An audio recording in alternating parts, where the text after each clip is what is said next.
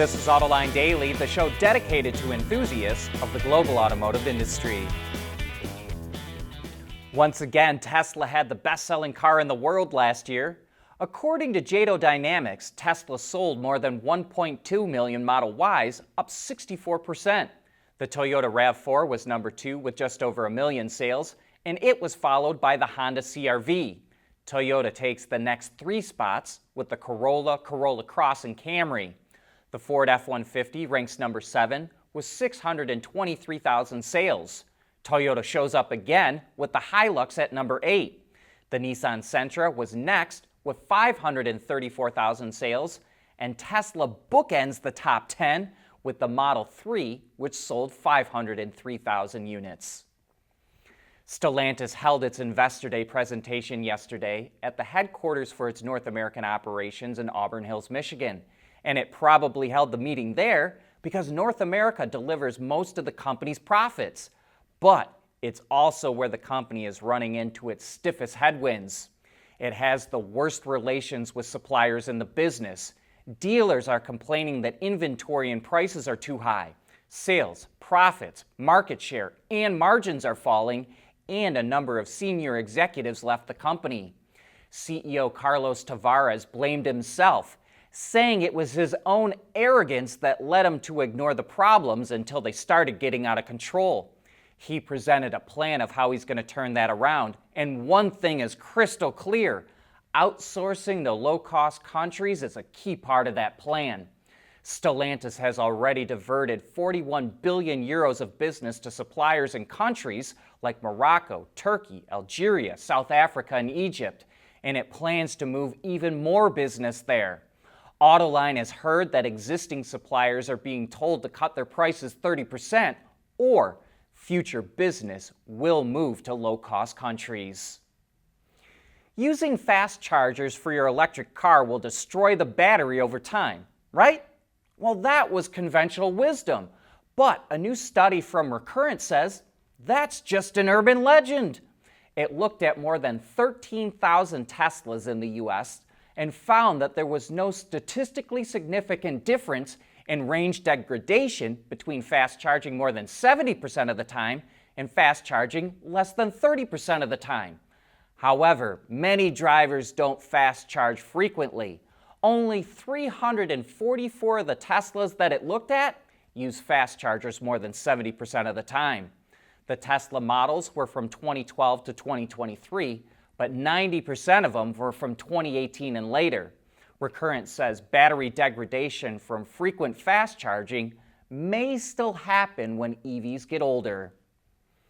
Ford is doing a complete 180 and will allow any of its dealers to sell EVs. In its previous plan, they had to sign up for a certification program to sell electrics, and it was expensive. Dealers had to invest $1.2 million to be part of Ford's top tier, or they could pay up to $500,000 to be in a lower tier. Each tier required a certain number of chargers to be installed at the dealership, and it limited EV inventory for lower tiers. But the new reality is that EVs are not selling nearly as well as expected, and Ford needs a lot more sales volume to make them profitable. Dealers who want to sell EVs still need to invest in training employees and installing level 2 chargers for both CCS and NACS ports, but the cost of entry is now a lot lower. Intrepid's NeoVi Pi, allowing automotive engineers to interface, capture, and monitor vehicle data using Raspberry Pi. As a matter of fact, it's the automotive industry's first robust platform for Raspberry Pi, featuring Intrepid CAN-FD technology and Raspberry Pi Compute Module. The NeoVi Pi is designed for automotive environments, allowing use with relative power ranges and applications. In addition, the NeoVi Pi enables you to use the Raspberry Pi for compute while avoiding additional development to adapt to network environments. That makes the NeoVi Pi powerful enough to solve your vehicle network problems, yet small enough to fit in your backpack. One of many Intrepid tools used for developing zonal architecture and software-defined vehicles.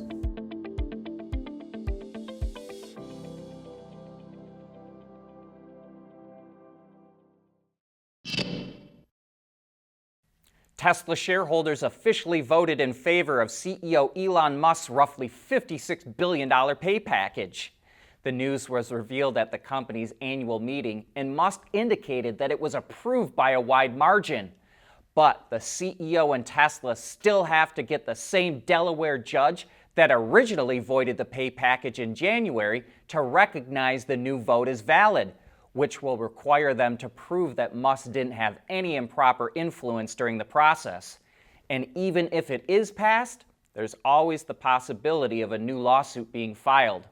But moving on, shareholders also approved a proposal to move Tesla's legal home from Delaware to Texas, and it revealed a number of product updates.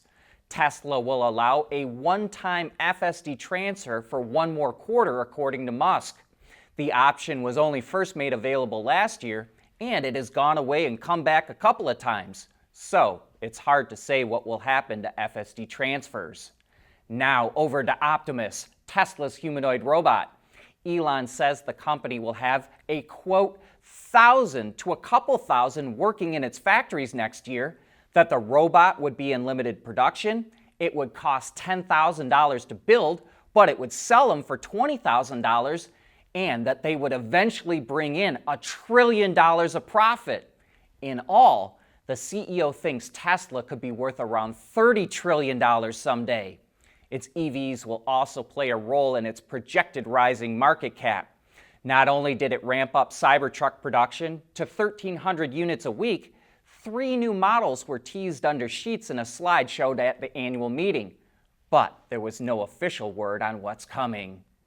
In other Tesla news, a Canadian man pled guilty to stealing trade secrets from the EV maker.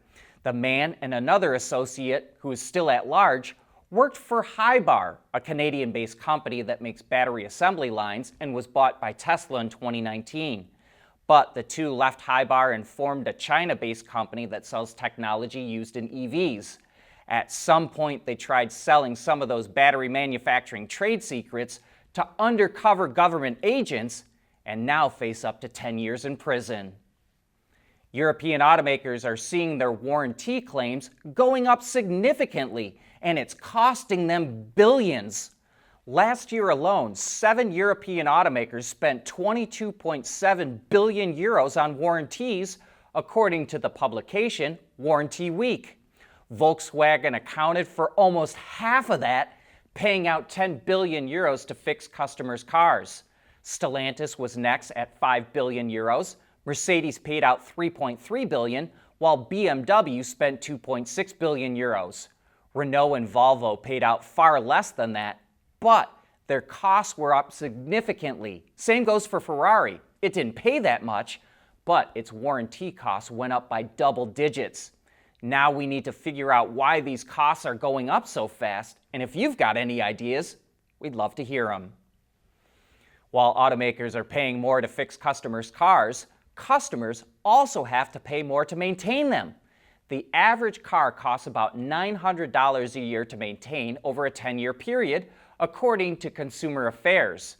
That number includes 2 oil changes a year, tire rotation, new wipers, cabin and engine filters, an inspection, a front-end alignment, and new brake pads.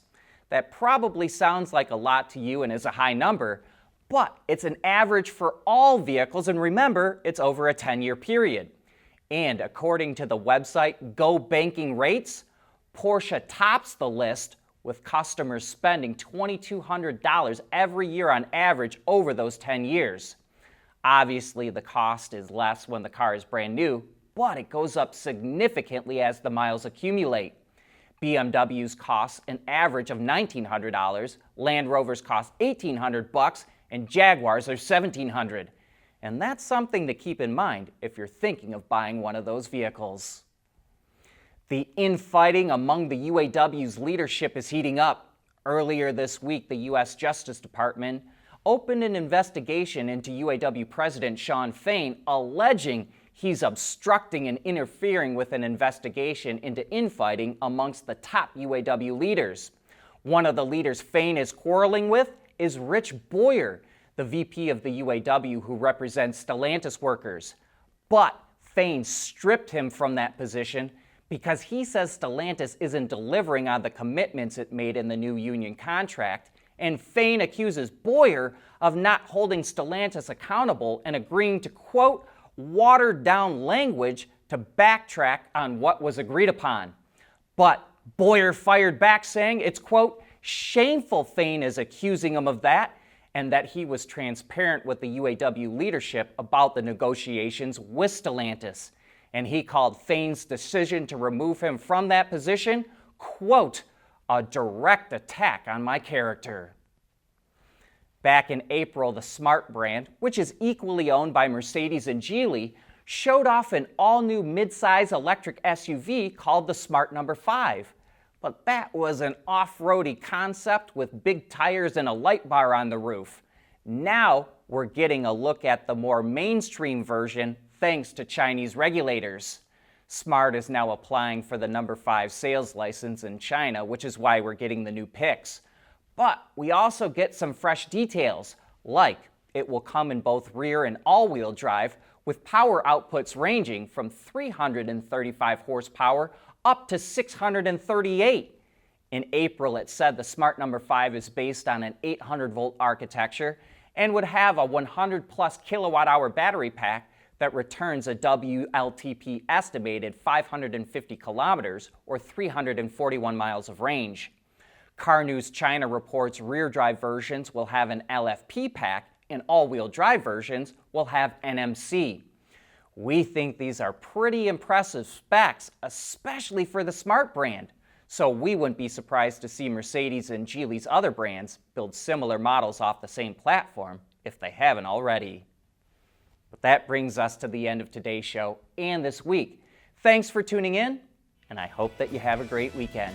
And remember, if you like what we're saying here, please subscribe to our YouTube channel.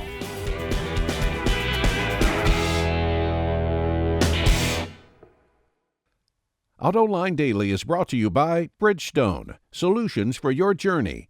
Intrepid Control Systems, over-the-air engineering boost your game. MEDC, where Michigan businesses are powering the future of mobility. Teijin Automotive Technologies, the formula for better mobility. And by ZF.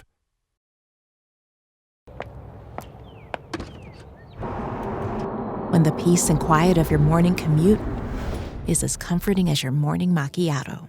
That's what really matters. Bridgestone Turanza EV tires. Less noise for more quiet comfort.